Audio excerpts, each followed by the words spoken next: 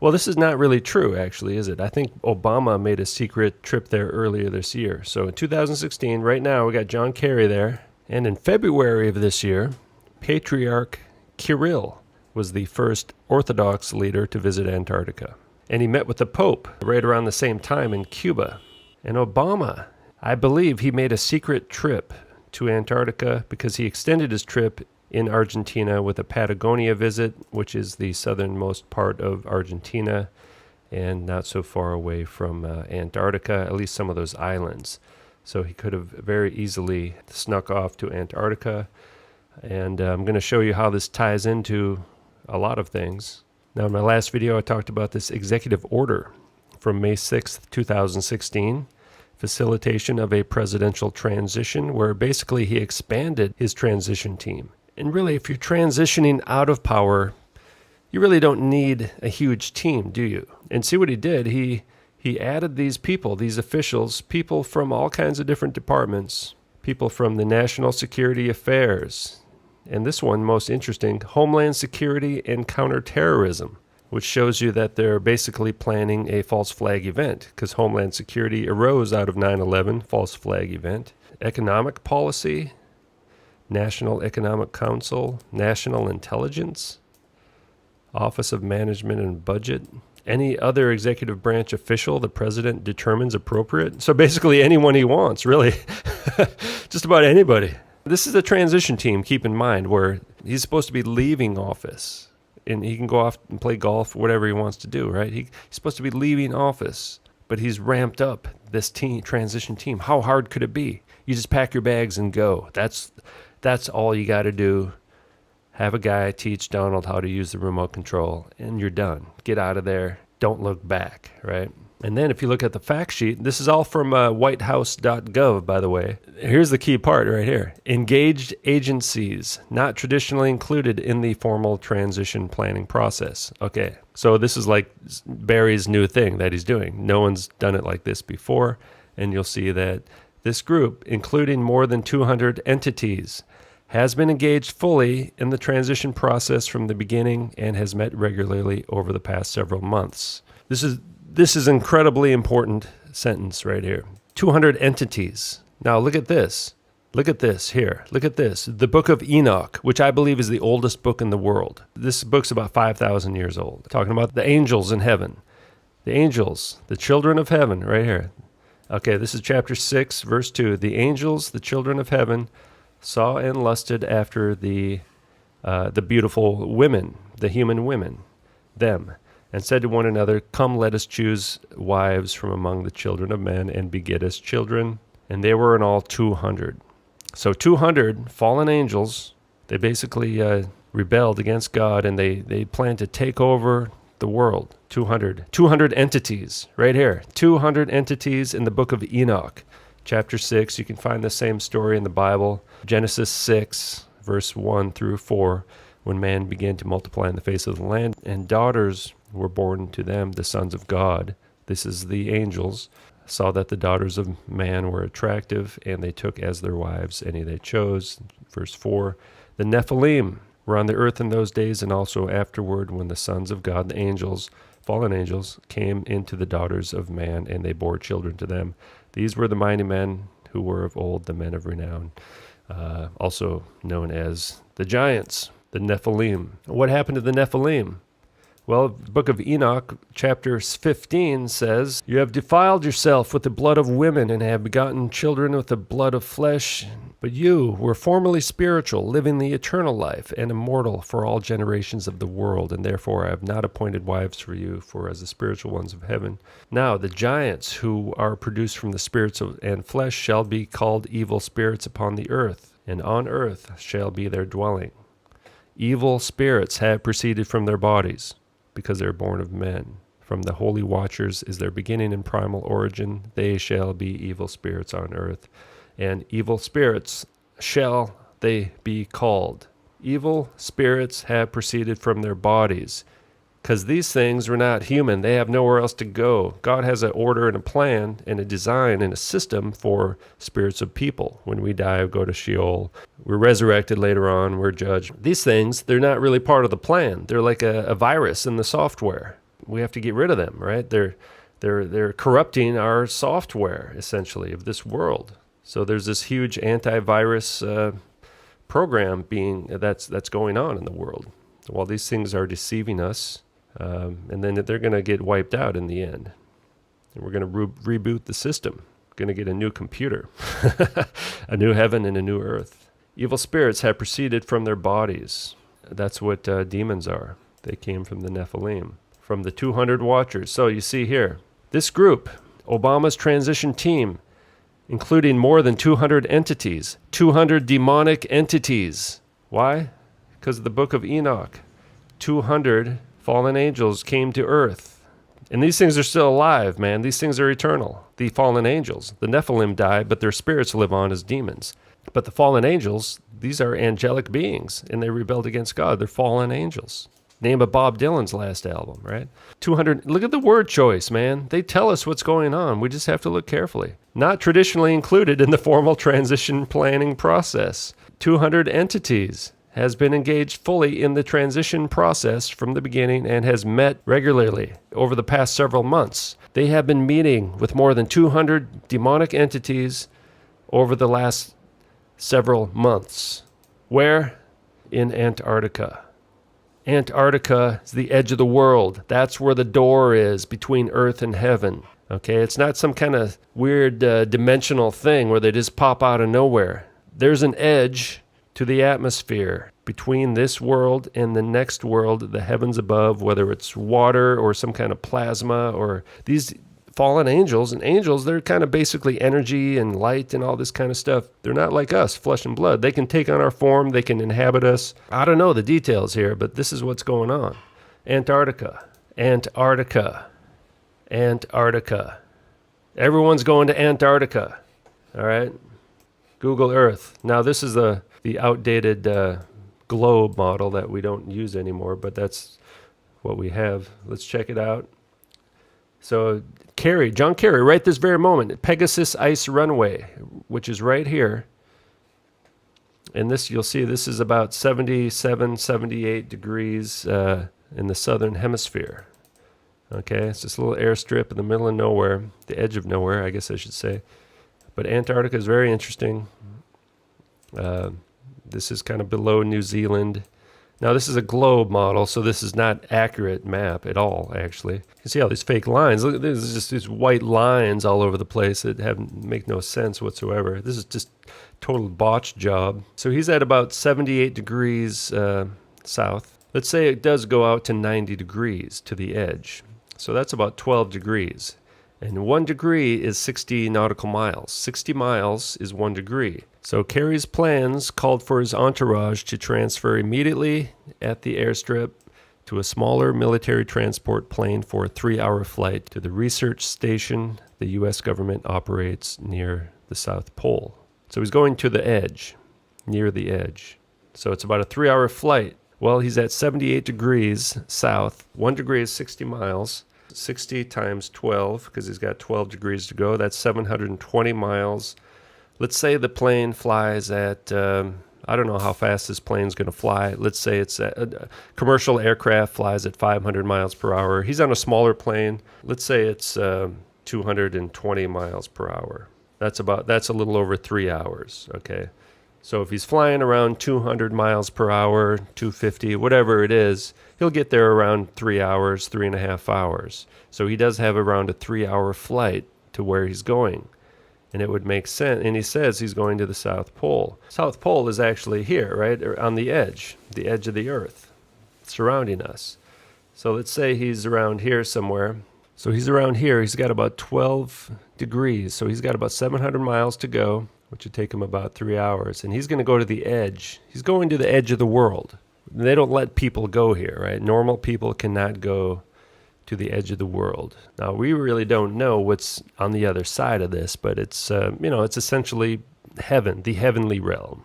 We have our heaven here. Sometimes it's called heaven, the atmosphere, the air, but there's a different realm. So he's going to the doorway to consult with the fallen angels directly. This is where he's going, to talk to the people on the other side, people on the outside of this world, because that's what it says. The whole circumference around the edge of the Earth, the ice wall, the ice barrier, that is the South Pole, which is not really a pole, is it? It's just the circumference. They got it all backwards. So it says right here, remember, this group includes more than 200 entities, and they've been engaged in the transition process from the beginning, and they've been meeting regularly over the past several months. John Kerry is in Antarctica meeting with the entities. We see that this Russian Orthodox leader, Patriarch Kirill, has been meeting, and he met with the Pope around the same time to give him a debriefing. And Obama has been meeting with these entities as well.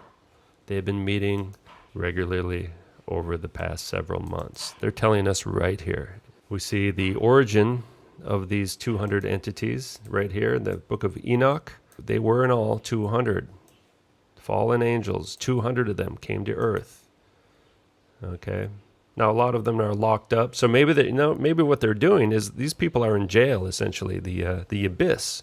So maybe they're breaking these guys out of the abyss, or they're coming out of the abyss. There's a term limit. They do get out, right? These people are getting out, man, these demons. And we're heading into the days of Noah again. And when all flesh was corrupted, in that flood, that was to save humanity, because these people defiled the entire world. They corrupted our DNA with hybrids. They even came down and mated with animals. That's where all these gods and goddesses come from. These statues you see everywhere, like in India and all these places, those are real, man. Those were real. And it's a freak show is what it is. And the flood wiped out all that corruption. It's going to happen again. They came back. Somehow the DNA strand survived the flood. So you can see Enoch. Enoch was the 7th generation of human being on Earth. History started about 6,000 years ago. He was the great-grandfather of Noah. Enoch wrote this book, the Book of Enoch, and he wrote it around 5,000 years ago. But this dude, man, he saw how everything works. He knows what's going on. Book of Enoch. I mean, unless one of these guys wrote a book before Enoch did. Did maybe Adam wrote a book? Seth? I don't know. As far as I know, it's at least one of the oldest books in the world, if not the oldest. Pre-flood book, man. Somehow they must have put it on the boat. So a lot of weird stuff. Days of Jared, right? That's where the Nephilim came, the giants, all the first generation Nephilim. They killed each other off, and then the spirits have been roaming the earth since then.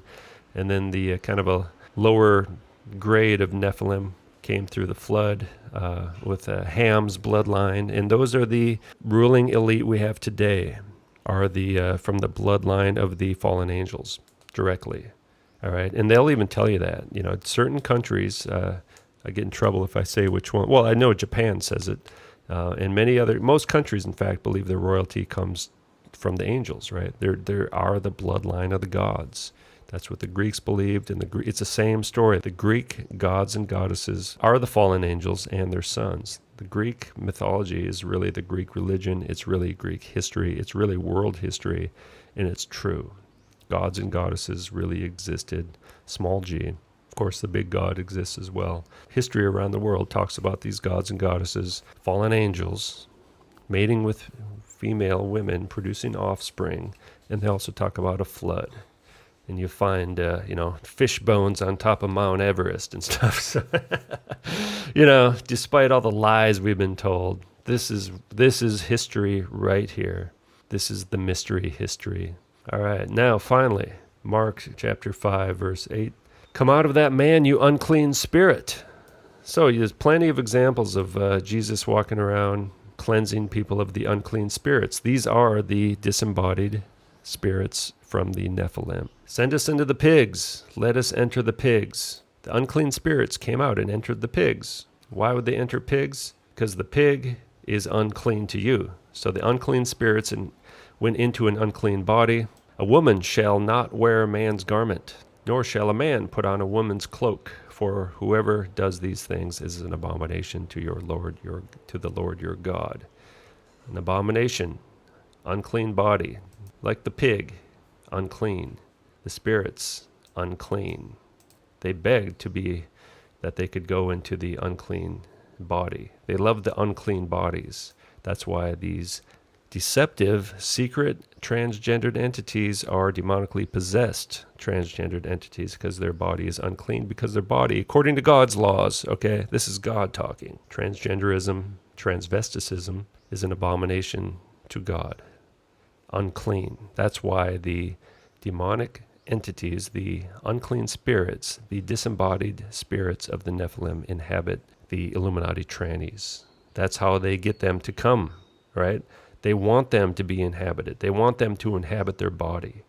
Now, some of them are born. They are actually the bloodlines of the fallen angels, like the royal families and the of England and Europe and all these people, the presidents of the United States. They're all related. That's why they control the bloodlines so strictly. And that's possibly also by being androgynous or transgender. They're not going to accidentally breed with normal people either, right? They're going to control their breeding. So they have lots of babies and stuff, but they're not coming out of these people's bodies because those are men. The ones who look like women are men. The ones who look like men are women. They're Nephilim, man. So the elite, the ruling class, especially in the political realm, they are bloodlines of the fallen angels directly, bloodlines of the Nephilim. They have that blood. They do come from heaven, essentially, right? And they're rebelling against God. So all these stories, all these people around the world who say their royalty comes from their angels and stuff, they're actually correct. It is true. Obama doesn't have a birth certificate or a social security number, So it's he's some kind of creation. He's a bloodline breeding program creation kind of guy. Probably not even human, just purely demonically possessed. That's why they can lie so well. And Hillary Clinton's the same. And Trump's the same. That's why he's always doing the 666 sign when he's lying. It gives them power to deceive. So it says right here, they did all these abominations so that the land became unclean. So everything became unclean. Even the land became unclean. Revelations 20. This is the end. Okay, this is the future right here. Threw him into the pit. Basically, these fallen angels, the devil, Satan, whatever, the leader of the fallen angels, threw him into the pit, shut it and sealed it over him so that he might not deceive the nations any longer. They're deceiving us, right? That's what they do. This word deceive is used all throughout the Bible. And the devil, who had deceived them, was thrown into the lake of fire and sulfur where the beast and the false prophet were, and they will be tormented day and night forever and ever. So they're not going to be deceiving us. There will be no more deception, because the deception started with the devil in the Garden of Eden, and their whole plan continues to this day with their Nephilim bloodlines ruling the world and their secret tranny, demonically possessed bodies all over the place deceiving us and just lying to us to try to get us to follow them in their rebellion against God, right? And even this world, this globe Earth, they try to tell us that the very world we live in was just a big accident and all this. They're trying to kill God in our own minds, right? They're just trying to turn us away from God and towards them, and they don't care about us. They may help us briefly in this world. If you sell your soul to the devil, yeah, he may give you some talent or something. You may become a big shot in this world for a little while, and then you're going to be nothing in the next world. See, God's will is more about delayed gratification. The best days are yet to come for believers.